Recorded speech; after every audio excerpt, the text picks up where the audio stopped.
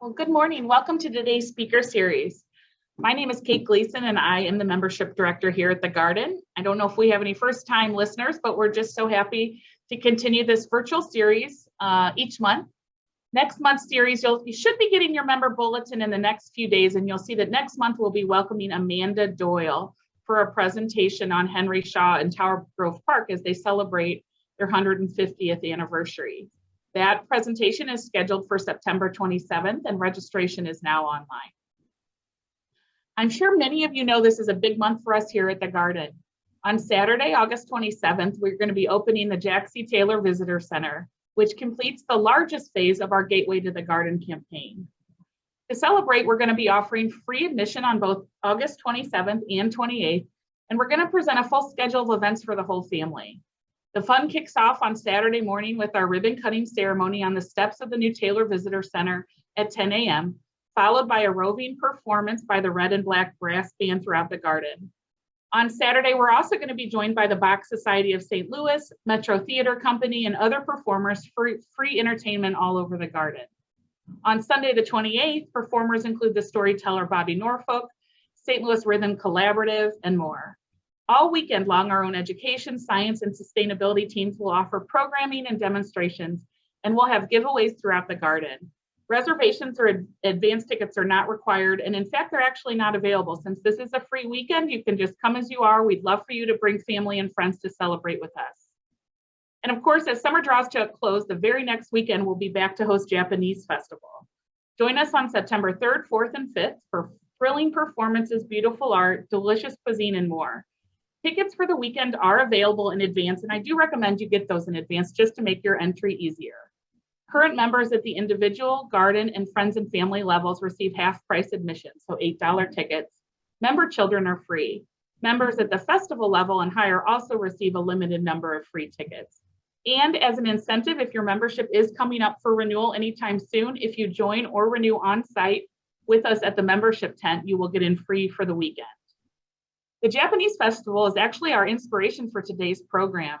It's my pleasure to welcome our bonsai expert, Jesse Gilbertson, to our virtual stage today. Jesse has been working in the green industry for more than 20 years. He's the director of horticulture for U City in Bloom, which is a small nonprofit focused on urban beautification. And he is owner of Tree Style Aesthetic Pruning, which offers tree pruning and bonsai services.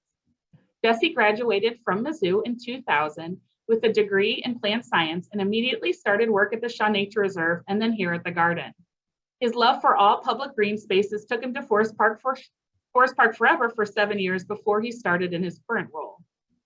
Outside of his professional life, he spends most of his time hiking and camping with his family, riding a skateboard, and tending to his bonsai collection. Jesse is a member of the Bonsai Society of Greater St. Louis and has been for more than 20 years and just finished his second term as their president. For Jesse's program today, the Q&A has been turned on. Feel free to put questions up there throughout the program, and we'll have time at the end once Jesse's finished his presentation and a little show and tell. Jesse had hoped to do that outside, but the weather didn't cooperate, so we've adapted. Jesse, I'm going to turn it over to you, and I just again want to thank everybody for joining us, and I hope you can celebrate the opening of the Jack C. Taylor with us again on August 27th and 28th. Jesse? Great. Well, thank you, Kate. I appreciate that intro. I had forgotten I sent you all that information. Well done. I'm very excited that you mentioned the Japanese Festival. We are in planning phase right now for our display there. I want to right now, and again, I will at the end of the presentation, invite all of you to come and see my bonsai club, the Bonsai Society of Greater St. Louis. We've been around for over 50 years, and we've been doing the Japanese Festival for as long as it's been going on. We have a beautiful display, a lot of fantastic trees that have been in St. Louis for many years, and new trees. We encourage our beginners to show, and it's a great partnership with the Garden. So we love that event's coming up, and it sounds like a lot of other great events. So congratulations to the Garden. Thank you. And Jesse, real quick before we dive in, where are you guys going to be set up over Japanese Festival? With the construction, it's, I know, a little changed the last couple of years. Yeah, so this will be interesting. We are going to be what is now the current temporary entrance. Okay, great. So there's going to be an interesting transition in the next week or so. Yes. And I know timing's going to be interesting and tough there, but it's a neat space. So we will be sharing this space with Ikebana as well as we have in the past, and we're very excited in that partnership as well to be able to have a nice space where you guys can come and enjoy our trees.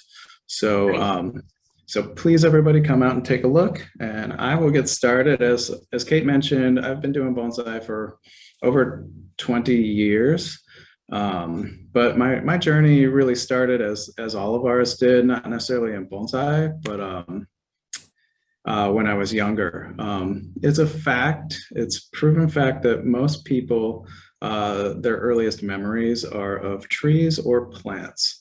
And if you think back, it may not be your first memory, but I guarantee if you think back, you will have a fond memory or something that pulls you back to childhood when you think about a tree. For me, the smell of crab apples in the spring will take me back to climbing trees in my parents' yard. I will seek them out just for that experience. It's incredible what our natural world does for us. And this is a reason I continue to immerse myself into the natural world as much as I can. In today's modern society, it's a little harder sometimes. Fortunately, in St. Louis, we have the garden and beautiful parks and hiking around.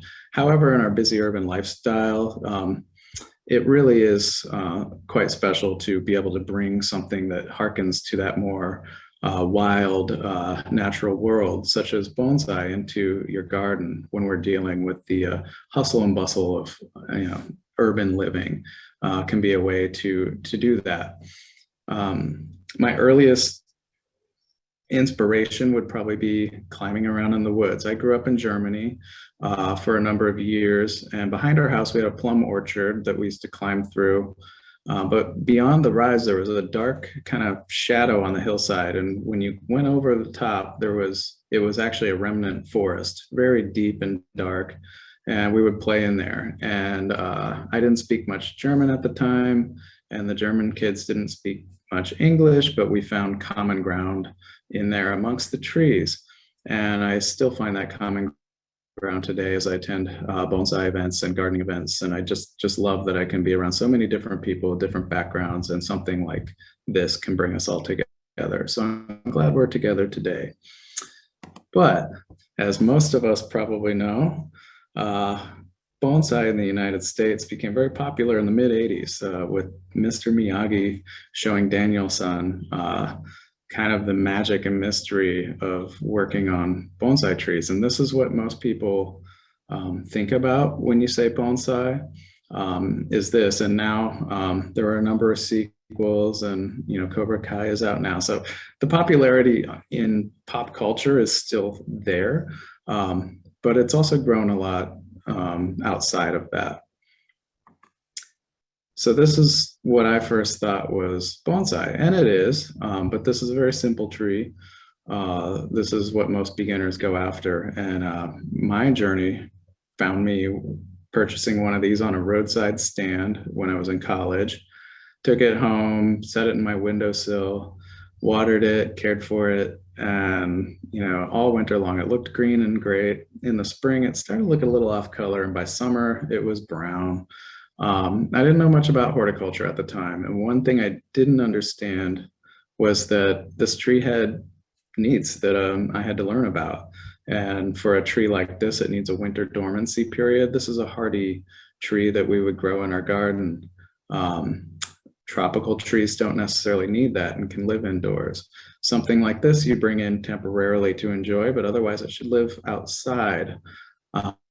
I really started to learn about that in college.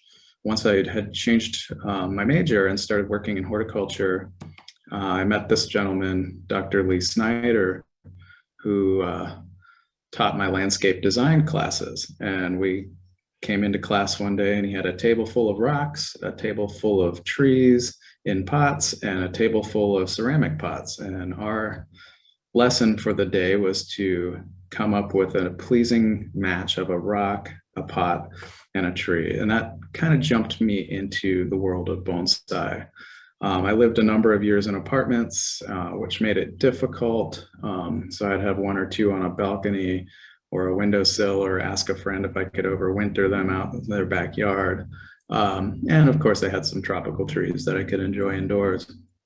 But as you can see, his garden that he was building when I was a student there is quite spectacular. And for him, as it's become for me, bonsai is a lifestyle.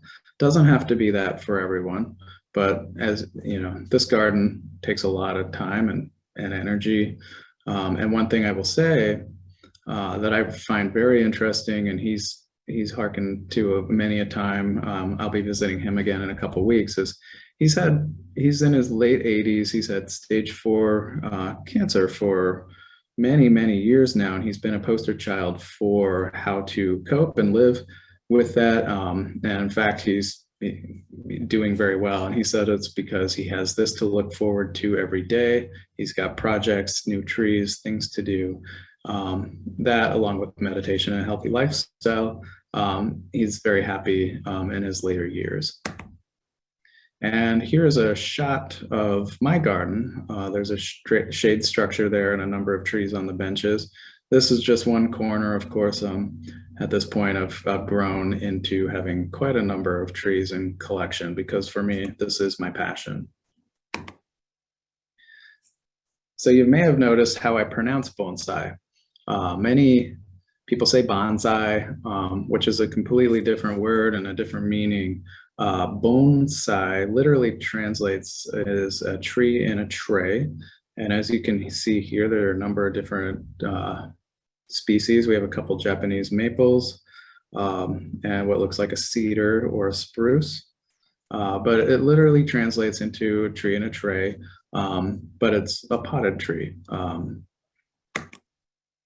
But what is bonsai for real? It is a representation of nature in miniature. Is probably the easiest way to put it, but it goes a whole lot deeper than that. Look at this flower here. You can enjoy this flower all day long, wait for the other ones to come up. You can look deeper into the branches and maybe even the ceramic pot that somebody put their time and heart and soul into building. So bonsai really expands into a lot of different areas of appreciation. Bonsai is inspiration, it is awe. This was created by a famous artist in Japan, Mashiko Kimura. This tree actually, well, this group planting actually stands about 4 feet tall, quite large. But when I look at something like this, I just want to climb up the little hillside in there and find a good little pocket to read a book, maybe explore some of the shrubs and plantings underneath. So something like this can take you away into an imaginary place or into more of a primal, deeper place in your mind. It's art. Penelope here on the left was created by a famous bonsai artist who just passed away here in the United States. This is an American larch. Its roots have been trained over this. You may have seen it pop up on Pinterest. I see it all over the internet. You look to the right at the top, you will see a very twisted, gnarly group planting. This was probably a tree that was laid down and all the branches were trained upright into these positions, and it has rooted all along the trunk at this point, which we call a raft. That ceramic piece underneath it was obviously created specifically for the tree. So somebody put a lot of time into it. And then who wouldn't want a little hobbit hole? Think about Bilbo Baggins going in and out of this fun little tree at the bottom. So it's whimsical, it's serious, it can be whatever you want it when it's art. It's also education. This is my teacher, Michael, going over some of the finer points of dealing with pines. And so when you think of education, you got to think about what these trees do. We have a lot of different species. How do they grow? Did you know that a pine, when you look at it, it has one shoot on branch tip that grows about 3 or 4 inches, maybe more in nature every year, and that's what it puts on for the year. Somebody discovered if you break these off or cut them off, it'll do a secondary shoot if you do it at the right time, that will be smaller. And that led to pine bonsai. And how do you make something in proportion? or taking the leaves off of a tree. It can produce smaller leaves for a display or a show, but in producing smaller leaves, it will produce smaller twigs. And so you have that refinement that we get in very fine bonsai. So the educational aspect is what bonsai is. It's also community. Here's our club members getting ready for our sale at the Botanical Garden last year. We will have a booth again this year, so please come and visit that. The sales benefit our club, and the club brings in educational programming. We meet once a month at the Botanical Garden, usually. Currently, during the pandemic, we've been meeting at Timberwinds Nursery in Ellisville, and they've been gracious hosts, but we miss the garden, and we are actually having our first meeting back at the Botanical Garden this coming Tuesday night at 7 p.m. You're all welcome. Please come out. But I love these people. I'm with them all the time, and I have a very large friend group that is formed from it. So bonsai is a lot of things. Bonsai is diligence. You have to water daily, certain times of the year. My friend's mom here is cutting flowers off of an azalea. That is a practice to keep the tree strong. You enjoy the flowers for a little while, but then before they take energy, it's removed. But she's in a very meditative state here, and it's a way to clear your mind. It's a way to focus. Here's me getting dirty at one of my workshops, working on a tree, where I can fully immerse myself into something and not be thinking about all the other demands that our busy lifestyles often have on us. One thing it's not is magic. It is magical. There's nothing I love more than when we have our show at the Botanical Garden, or when I'm at other exhibits, when I see somebody come into my garden and the look of wonder and awe on their faces when they see this, it grabs some people in a very magical way. And it often leads to them coming to our club and trying to learn how to do this art.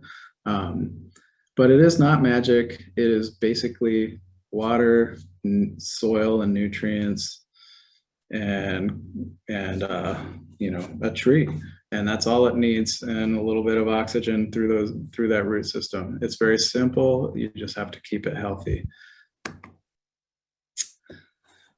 So here we get a little more into, I want to talk a little bit about the origins, because people always ask, is this a Japanese art? And in its current state, yes and no. Trees have been recorded in pots back to Egypt and India, but it really became an art form in China. There's documents of it in China 2,000 years ago, but really it was probably about 1,200 years ago that where China really was the leading country as far as developing this as an art. It was called Penjing. And then later it was brought to Japan by Zen Buddhist monks around the 13th century. And in Japan, they refined the art form.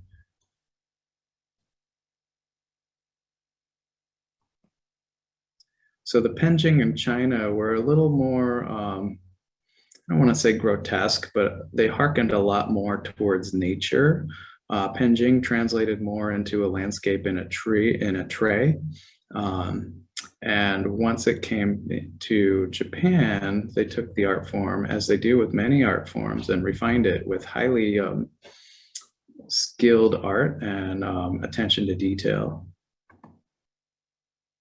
This would be a very typical display in a Japanese tokonoma, which is an area of the house where they would display something like this, or a prized sculpture or piece of art. Usually it's a 3-point perspective. Have a very beautiful elm there. It actually looks like a beech. A little piece of art in the back, and then you have an accent plant that relates. Something that would grow near that tree is how these displays are generally done. So it gives you a sense of the natural. But bonsai now, especially in the last couple decades, I would say the last 20 years has really become a huge movement in Europe and in the United States. It has grown, the quality has grown. Here's a very modern display that happened at the BMW headquarters in Munich. Really kind of cool to see it done in such a contemporary space. And a lot of our conventions and shows now take place in areas like this. Here's a display at the Pacific Bonsai Museum in Washington. All the trees were displayed with skateboards and art on skateboards. So these are two things that I love, but it is a lot of fun. Here's an American tree. This is an American larch. They don't grow in our region. They do not like St. Louis, but they will grow up there. But you can see this one was collected out of the wild. Look at, that dead wood on the trunk. And then the plant, I can't really tell what it is, but that would be something that would probably grow in the same region or habitat that you would find the larch. And so here your eye can travel between the elements. And you will notice this at the Japanese festival. American bonsai is a lot more wild. Most of my trees, I practice more of a classical look. Something like this was collected in the Rocky Mountains. This would be a spruce and a ponderosa pine. And so right now, there's a huge movement in the United States for utilizing native trees and shrubs. In our region, our natives are hop hornbeam, red maple, things like that. But these mountain species have that more rugged quality of life and death that you get with the dead wood and the live vein feeding the foliage. There's many exhibitions and exhibits throughout the world. Last year, I went to the U.S. National Bonsai exhibit. Happens every couple of years. I have a goal to show a couple trees in the next one in 2023. The trophy happens every year in Europe. And you can see when you see an exhibit hall, they line the trees up. And it's exciting to go and see the best in the world or the best in the country. Is what you see at places like this. Coming up, we have the Pacific Bonsai Expo happening in San Francisco in a very modern building. And I'm actually going to go out and see that in November. So you see here on the left, if you're looking at it, we have a hornbeam, very formal. This is a deciduous tree, but it's trained in a way that looks almost like a pine. This is the very refined Japanese style. This would be a winter silhouette of a tree that would have leaves on it in the growing season.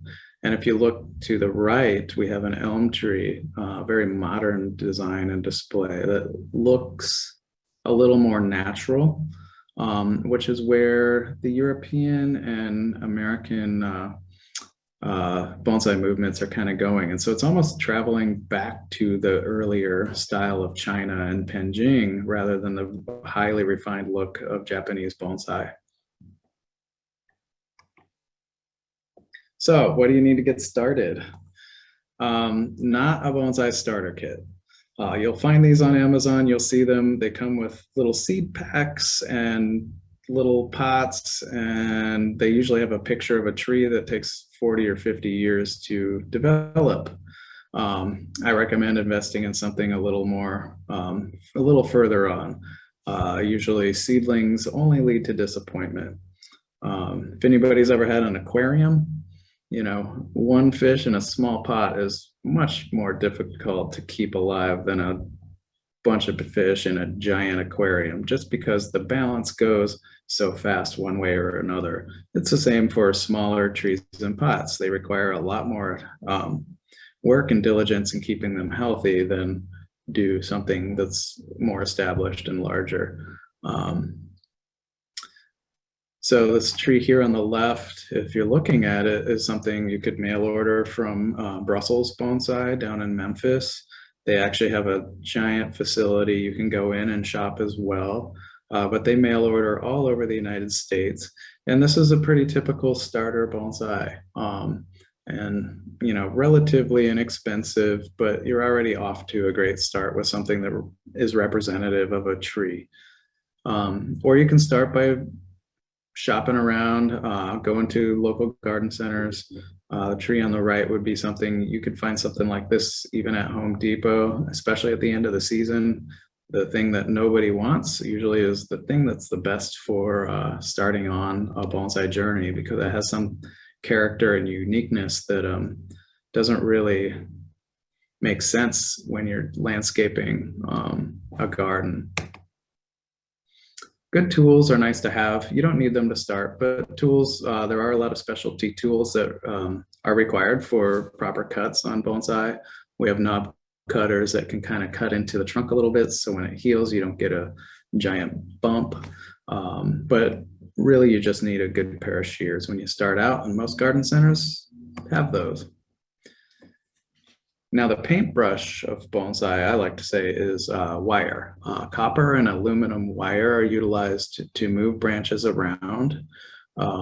It takes a lot of practice and knowledge to learn how to apply wire in a proper way where you're going to bend branches and move them. I've done whole presentations on this, and it's a lot of fun to teach people how to do this properly. But this is something you can come to our club for. Probably the most important thing for keeping bonsai healthy is a nice free draining soil mix. You can see the particles in here. This is a tree that was removed from the pot. You can see there's pumice and high fired Japanese clay called akadama. This tree is about to be repotted. You can see a lot of the roots go towards the bottom of the pot where the moisture is going to be. But a soil like this allows, when you water, it allows oxygen to push down through the roots.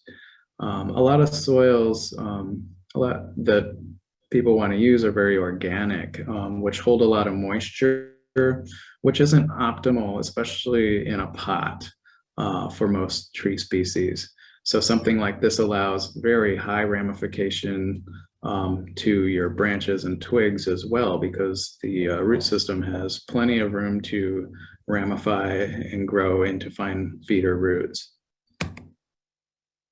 And last, well, maybe not last, but water. Water is important.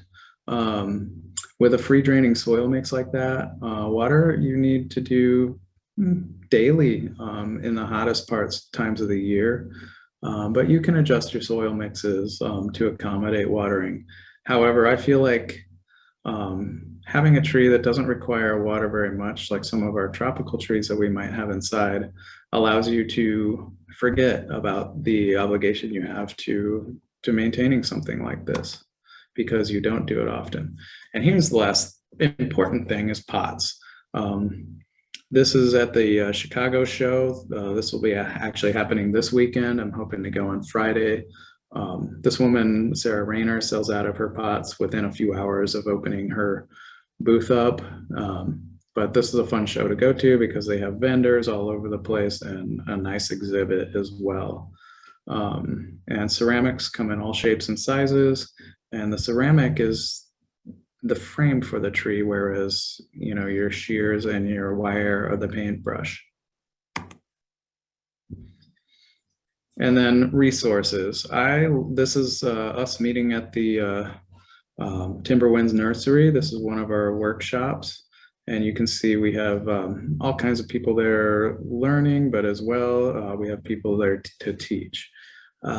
These kind of resources will really advance you quickly because you have others that are involved and can answer the questions that you need.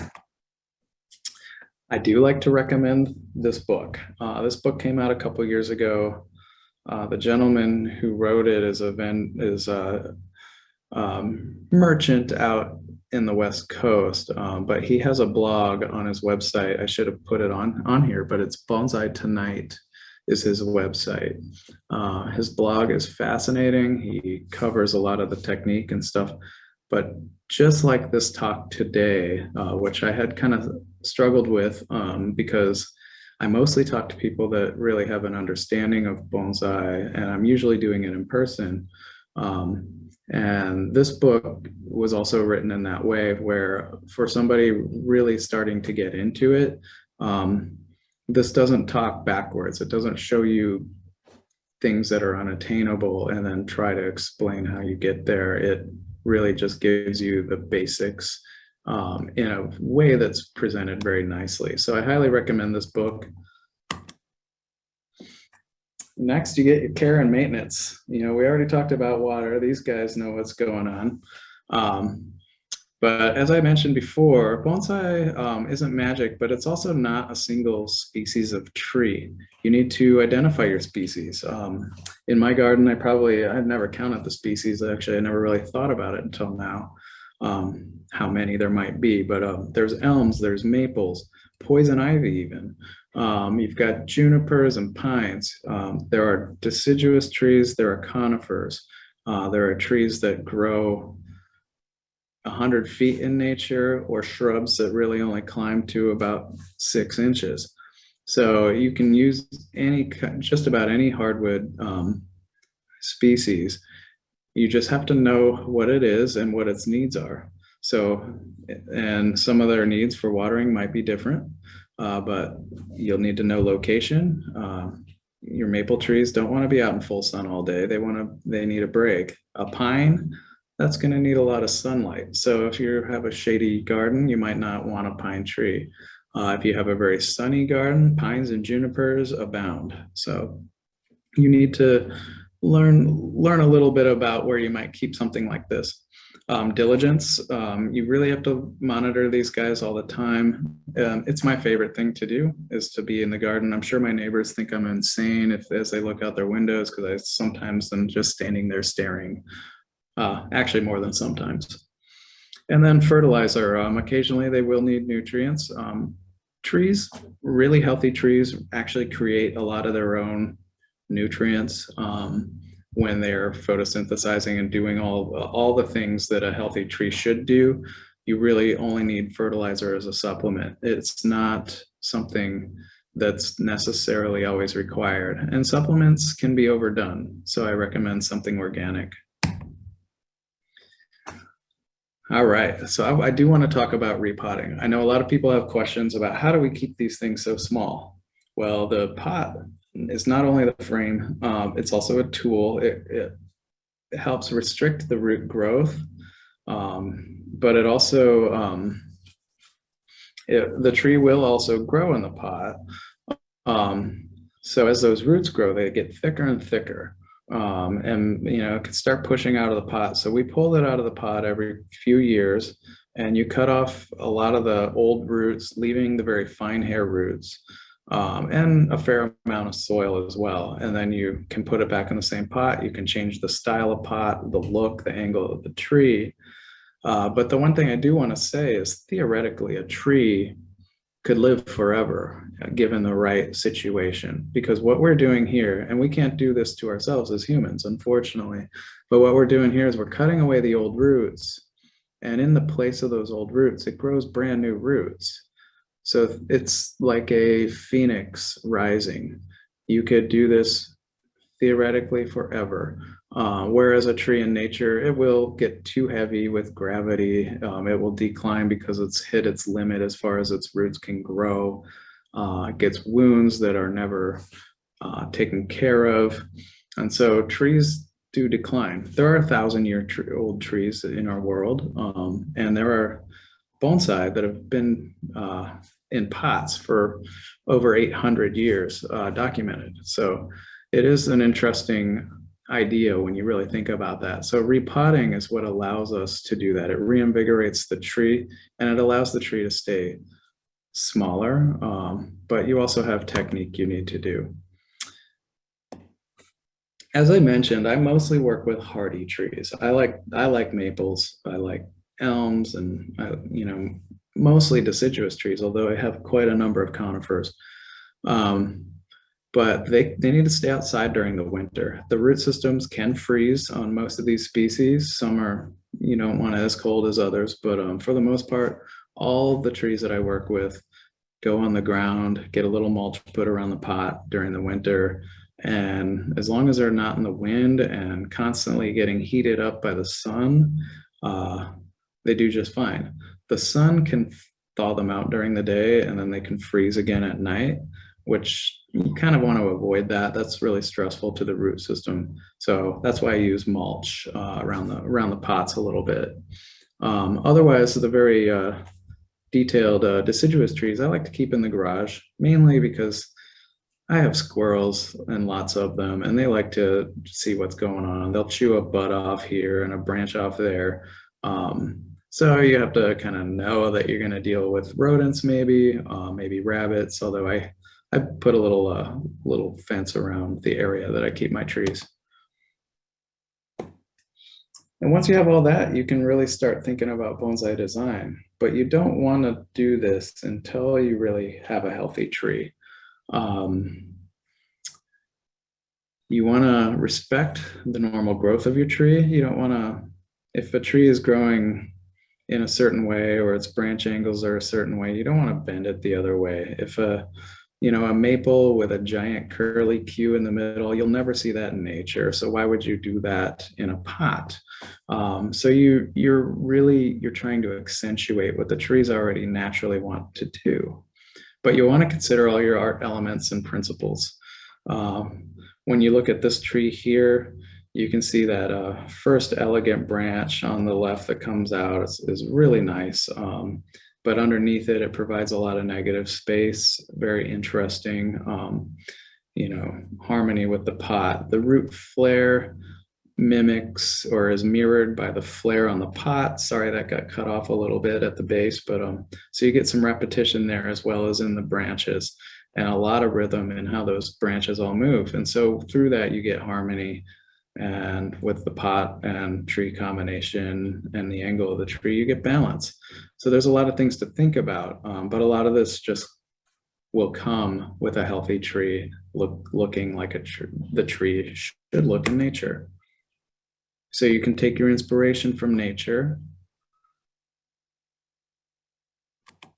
This is where I take a lot of my inspiration, is climbing around in the woods. I love these forest style plantings, and I do quite a lot of them.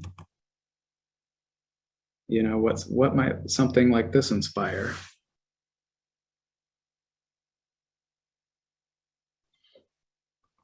Certainly not this. However, this was recently on display at the Pacific Bonsai Museum as well, done by a very well-known bonsai artist here in the United States.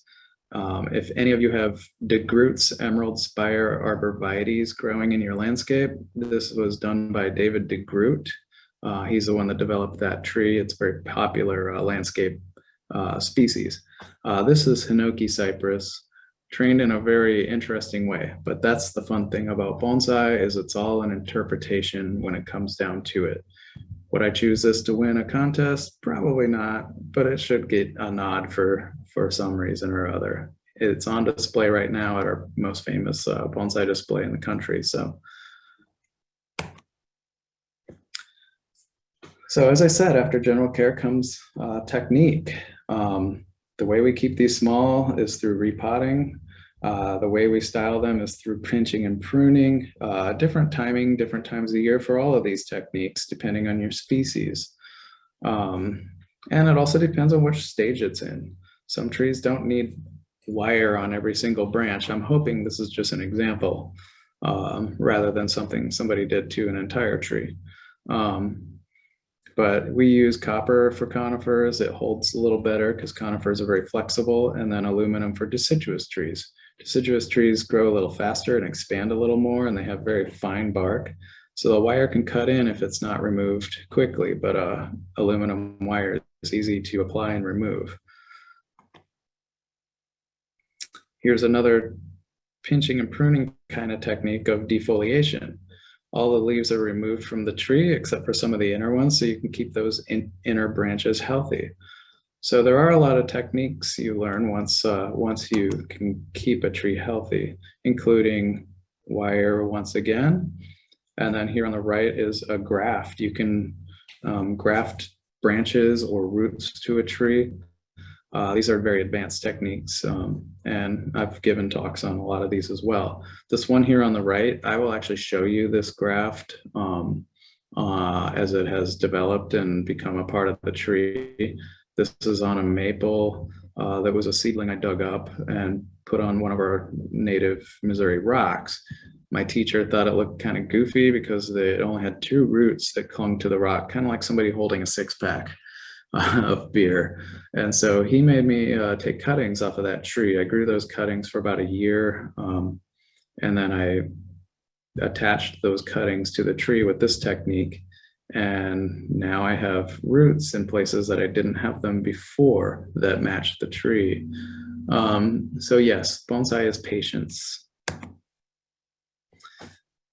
I'm going to read this. You can read it along with me if you like. The practice of bonsai is not the accumulation of mass and mastery of fancy techniques, which are used infrequently at most, but the proper applications of basic care like watering and fertilizing, timing of pruning, and the training of our eyes to see balance and beauty, which are used for every bonsai.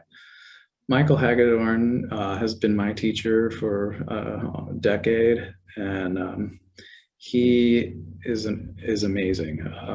He apprenticed in Japan for 4 years with a master and has brought the art back. He currently lives in Portland, Oregon.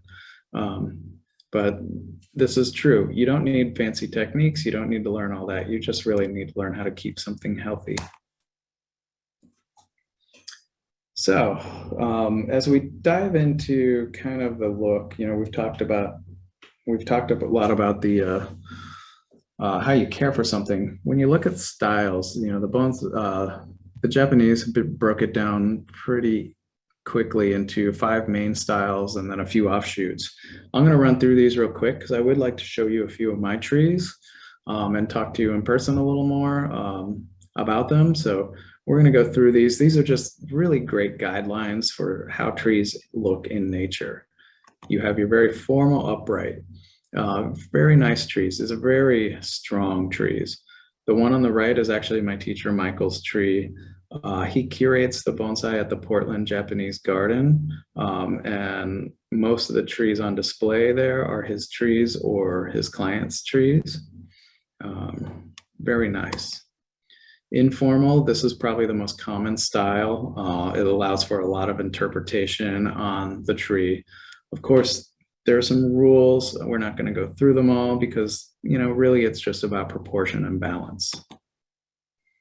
Slanting, you see a lot of these in nature, things that have broken off and grown off the side of a cliff maybe, or been blown by the wind. They're hard to make believable because you want your root system to look believable, something that has compression on one side and tension on the other, where it's really holding that tree into the ground. The semi-cascade is a lot of fun. These trees, the branches don't go below the pot. We do see these down in our bluffs in Missouri. The tree on the left was one I had on display at the Japanese festival last year. It's a juniper that was started by one of our past club presidents back in the 70s. He passed away about 10 years ago. So it's a very important tree to me in my garden. Means a lot to me every time I tend it and see it. And then the cascade style. You see this more of an Asian look, you don't see these often in nature, maybe in the mountainside, but they do pull us back into that mystique and mystery. So a lot of people like to work with them, especially beginners. Really neat little display here. And then literati style, this is the 6th style. It's a little out of all those rules. This is when you start to break rules. This is old, very difficult to attain because it's simplicity at its finest. Very ancient look. And then you have these very broom-like styles. Windswept is fun. This one actually looks like it's blowing in the wind. Very difficult to do and often doesn't look believable. And most windswept trees that you see in nature aren't that attractive. Of course, the variations, you have multiple trunks, forests, which we've talked about, raft, which is a tree laid down and its branches trained upward. And then you have ones where you can see the roots. So, you can go down a couple paths. I love the enthusiasm behind beginners that start with something like this on the left, and it often develops into more of an appreciation and a lifetime endeavor to achieve what is here on the right. So with that, I do want to switch. We are going to dive into, I want to show you some of the trees I brought inside while we are dealing with the rain outside. So I'm going to stop the video here and we will go ahead and switch over to the camera. Okay, well, here's a forest planting that I put together with seedlings that I dug up many years ago. As you can see, the pot is a frame for the planting. All the trees are very thin, and so the pot is thin. A forest planting in a deep pot isn't really generally very attractive, so we mound the soil up in order to give the root system more area to grow, but also something interesting to look at. So there are a number of trees in here, and this is something that's easy to do with seedlings that you dig out of the ground. And I do want to show you a few other trees that you can create on your own without spending a lot of money. So there are different ways to achieve some of these finer bonsai. Is you can invest and spend a fair amount of money. You can start with starter trees. This tree here grows in many of our gardens. It's just a threadleaf cypress. This is a shrub, typically. I found this in Columbia, Missouri about 20 years ago. It was $4 in a quart container.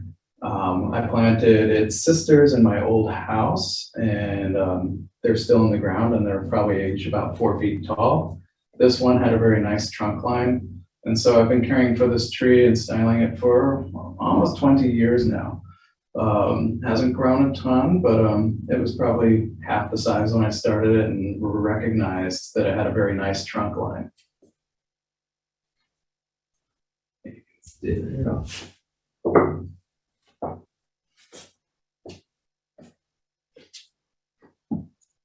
With some of the wild collected trees that I showed you in the presentation, you probably noticed there was a fair amount of dead wood. We don't get that here in the Midwest very much. We just don't have mountains where you get a lot of that. But with the junipers, you see it in the landscape, and you will see that you can create that in bonsai with some carving. This dead wood was created to just kind of accentuate the line of this trunk. This tree is a juniper, and this is very typical to what people think of when they think of bonsai trees. I'm going to show you a couple more things.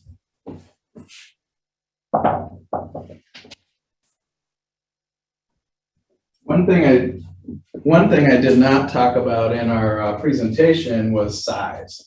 I would say the general thought is bonsai is very small. You probably noticed that last tree I had was quite large, but very small trees are called shohin. And this is a style that a lot of people like to work with because of the size. They're easy to manage, they're smaller, so you can carry them. But they take a little bit more work. Smaller is harder to make believable. And I do spend a lot of time really monitoring these trees for health and trying to keep the branches from growing too thick to where they grow out of that very nice small form that they have. This is a trident maple, probably one of the most popular deciduous trees for bonsai. And then again, we have a nice little juniper.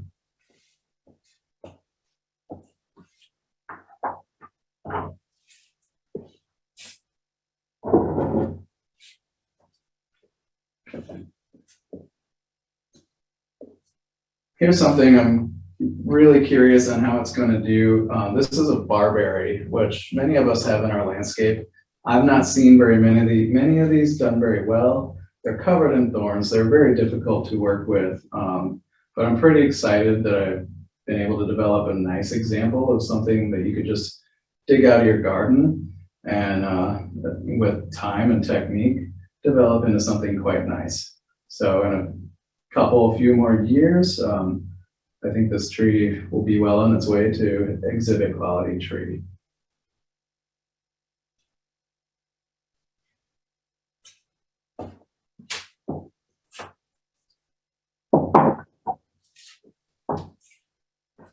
And I didn't want to forget, I had mentioned that I had done some grafting on a tree. Here's the tree.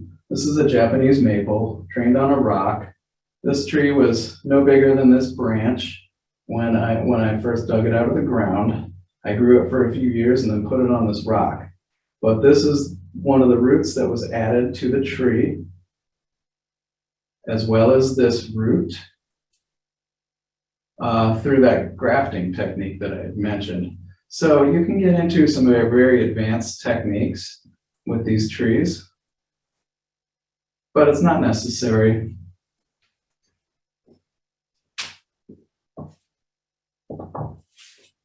And then the last thing I want to show you today is something that I'm getting ready for the Japanese festival. People are generally very impressed by large, big trees. We like to have a few very large, big trees at the display. I've been working on this for almost 10 years. It's a very huge tree. And so I wanted to be in scale with it so you guys could just see quite, how large it is. Very heavy, hard to move, but I'm a little nuts and completely obsessed, so I can't help it. But I think it's going to be received very well. I'm actually hoping to show this tree in the national exhibit in New York in a couple of years. So it still has some refinement that I'm working on. But the interesting thing about this is one that I started completely on my own with just a whole bunch of these collected at garden centers. They lived on my driveway for a couple of years as I gathered the trees. So yes, it's a lesson in patience and vision when you know what you want to do. The Chicago Botanical Garden has a very nice one of these on display, and ever since I saw it, I decided I wanted to build one. So I have a number of these now that I'm gonna create something similar. But it can be done with nursery pots, time, patience, and technique. So you get to a very nice place. And so I'm going to switch back to the presentation now so that if you guys have any questions, we can get into the question and answer aspect of the presentation. Well, thank you so much for sharing your collection, or just a little bit. I had the pleasure during our rehearsal of seeing your backyard when there wasn't rain, and I can attest that was just a little small sampling of everything you have. So thanks for sharing that. We do have some great questions. If you have any more, everybody feel free to just put it in the Q&A and we'll get to as many as possible. This one's just about the Bonsai Society. Do you have a mailing list, and how can you join that mailing list to learn about upcoming meetings and events and things? Yeah, if you look at the bottom of the screen, you should be able to see the website listed there. You can go to our website, and that will have all the information you need for membership, and also our events and meeting schedule. Great. And meetings are open to the public. You don't have to do anything in advance, RSVP or anything like that? No, we encourage you to come. Meetings are open to the public. Membership, of course, comes with other benefits like, participation in our workshops and our auction and some of the other events that we have. Great. Membership, I believe, is $20 a person, and maybe $25 a family or something like that. Okay, great. All right. So somebody has a good question. Alice has a question. How and when do you collect something from the wild and then get it into a bonsai pot? So what's that process of collecting something from the wild and getting it home? So the simplest way to put it is you collect during the dormant season, specifically right before something might wake up for the season. So end of winter is the best time. You can collect it other times of the year, but that requires a little more intensive technique and horticulture knowledge. You want to get as much of the root system as you can.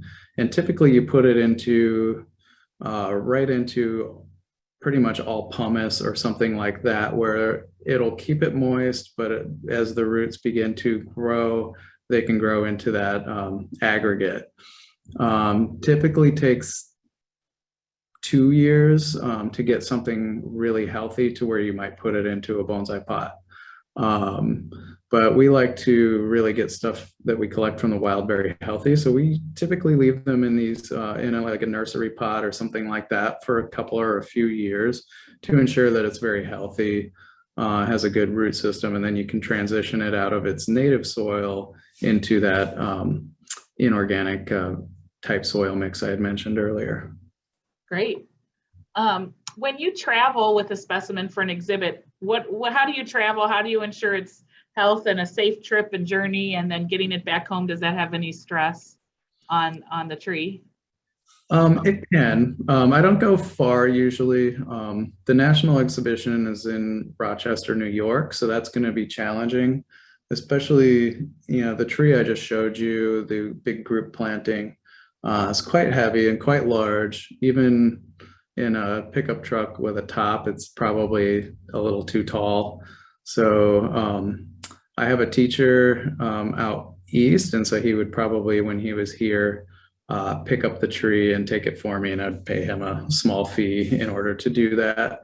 But yeah, you do have to stop and water. The last show I was at was down in Memphis. So, it's a 4 or 5 hour drive, so no big deal. You bring it in, and then the exhibit halls, typically the trees will go on the ground at night, and they'll water or mist or whatever they need to do in order for the tree to be happy and healthy. But yeah, a few days inside isn't going to hurt it. Great. Well, Jesse, this is a question and a comment. First, I'd like to say thank you for the presentation. It's been very informative. They've always wanted to try bonsai, and let's see. Is there a specific type of tree as a beginner that you would suggest starting with to help with the learning curve?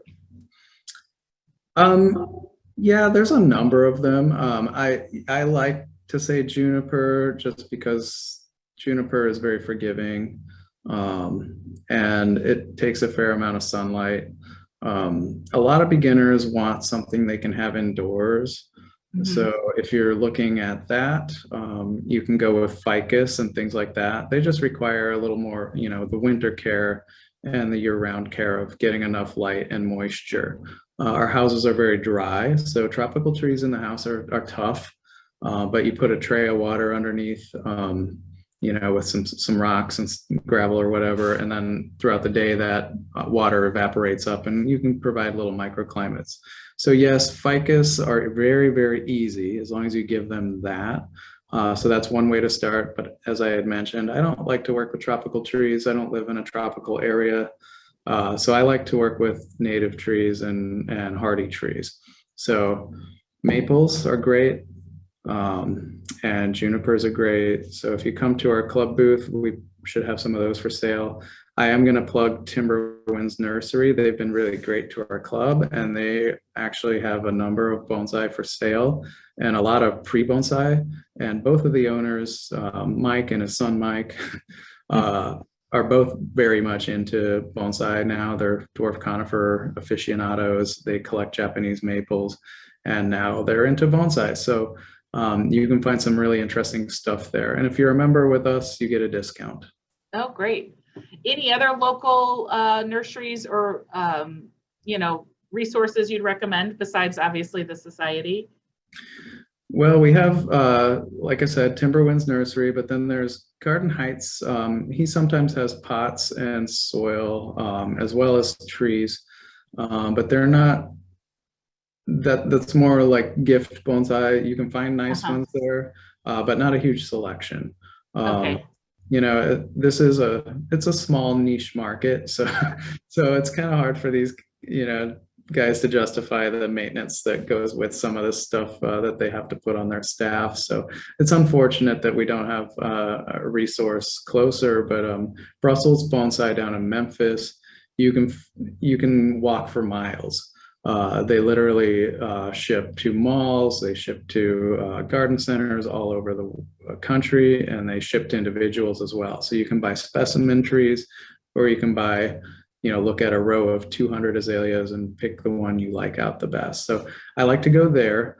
And then up in Chicago, we have Hidden Gardens, which I recommend as well. Great. And then, of course, you'll be selling at the Japanese Festival next week. Yeah, we will have some club trees for sale, from individuals and some that the club has been working on. And just so people can kind of get a little dive in. Great. Mhm. And then a question about the maples you answered. Do maple bonsai turn color like a full-size tree would?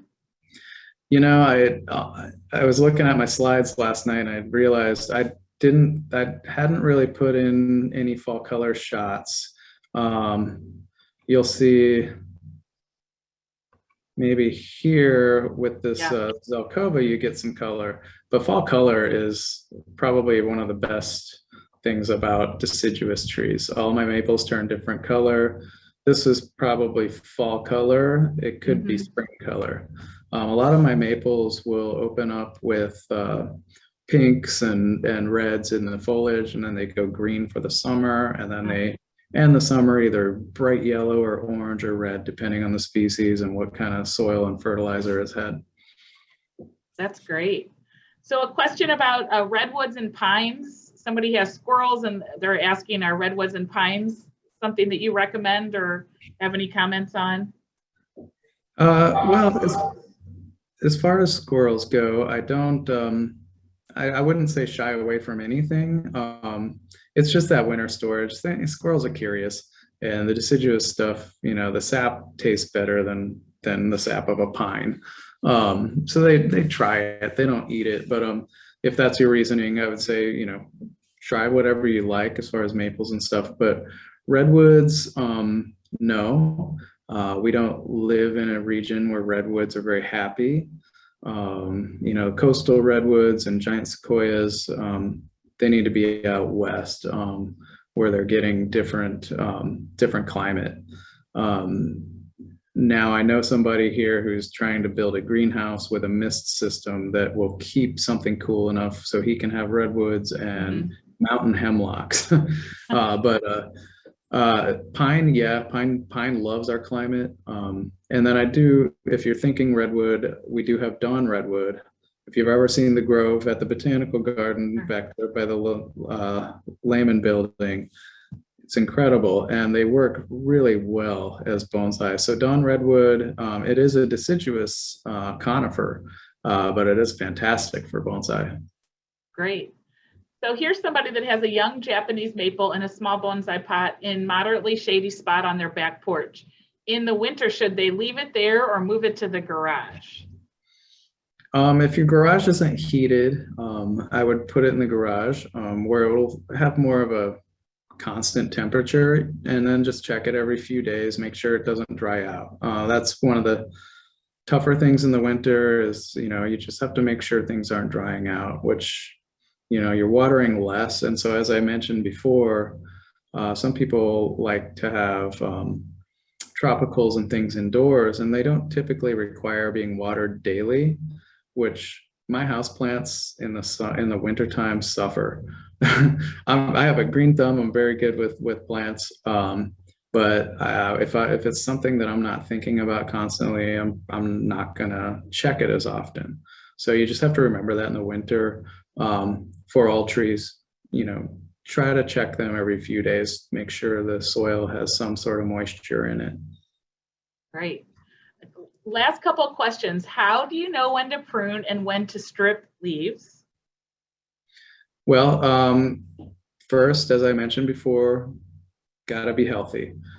We do have a lot of beginners that come into the club, and the tree's not well rooted in, and it's wiggling in the pot, and it's not very healthy, and they want to apply wire and cut it and do all these things, and it's very hard for them to hear that they need to get the tree healthy before they do that. So first thing is tree health. And then it's different timing. So typically most pruning on trees during the growing season is done after the first push of growth. So in the spring, you get that first push of really lush growth.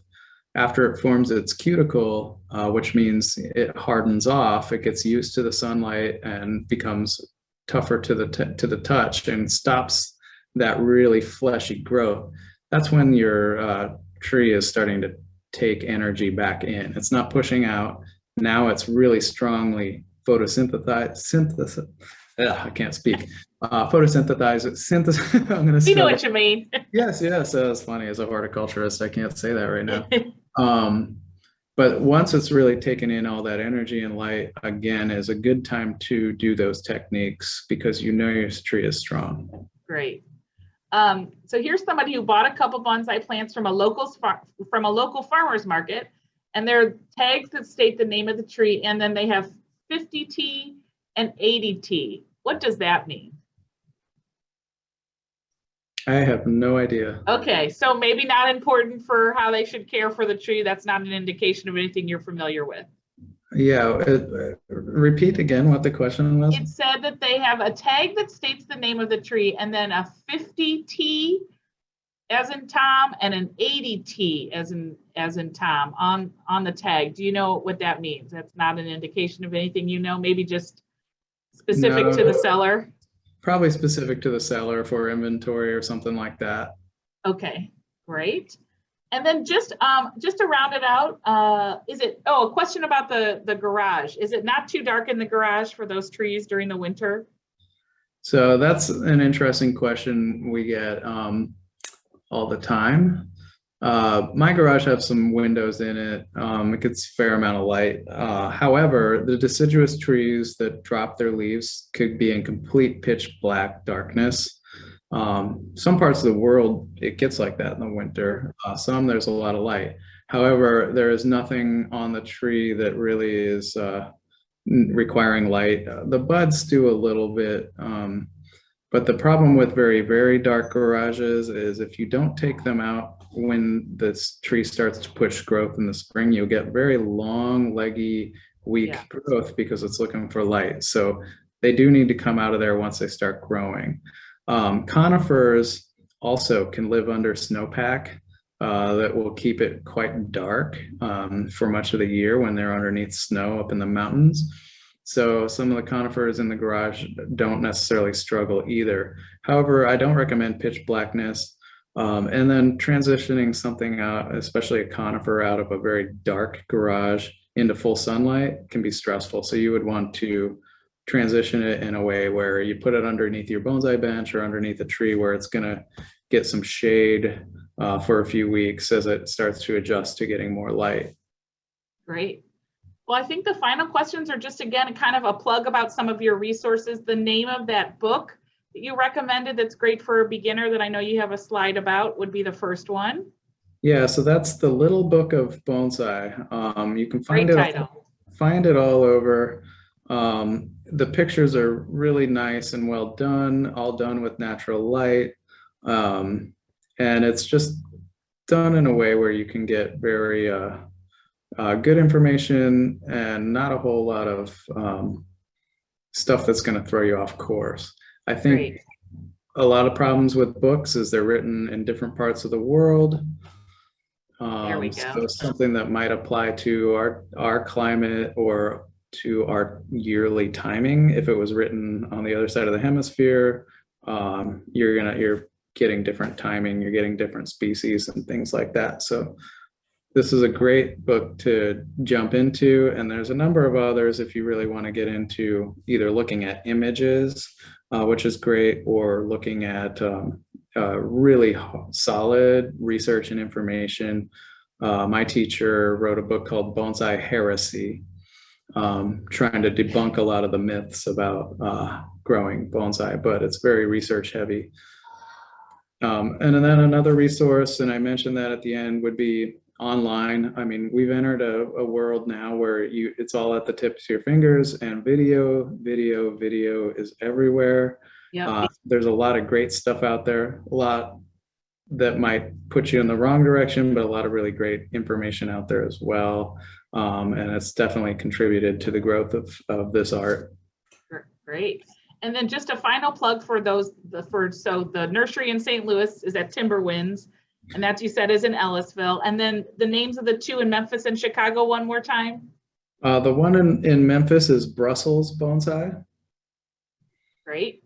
And so Brussels, here, I'm going to pull this down. So Brussels Bonsai, as I mentioned, they ship all over the place, and they do have a very comprehensive, very nice website. So you can just go right on that and shop. Hidden Gardens, he actually brings in stuff that's collected in the mountains from out west. A lot of that, and then a lot of Japanese maples and things like that. But he doesn't have a website. He is truly a garden center landscape place that has just really decided they want to cover Chicago with that niche. Great. Well, I think that does it for all the questions we have. But just a reminder to everybody, Japanese Festival is over Labor Day weekend. So that's September 3rd, 4th, and 5th. And Jesse, it sounds like you're going to be there in the flesh most of the weekend, like I will be. Yeah, I'll be there much of the weekend. And once again, here, let me share this one more time. I wanted to get back into, let you guys have my information here. If you want to get in touch, you can reach out to St. Louis Bonsai. But I went ahead, taking a chance here, putting up my email. Feel free to email me. I don't know how quickly I'll get back to you, but this is, I do check pretty regularly. And then Instagram, Tree Style STL, if you want to see some of my work. And yeah, otherwise, thank you guys. I really appreciated it. I probably know a number of you that are on here. So thanks for joining. And for all of those of you that I don't, I'm really excited that I got to put this out there for you. Yeah, well, thank you again. We appreciate you being here and spending the time with us and sharing your collection. And we will see everybody hopefully at grand opening again. That is August 27th and 28th. We'd love to have you for either day. The ribbon cutting is again at 10 a.m. right on the steps of the new visitor center, the newly poured steps of the new visitor center. And then we'll be back at it the following weekend at Labor Day with Jesse and the Japanese Festival. So thanks everybody. Have a great afternoon.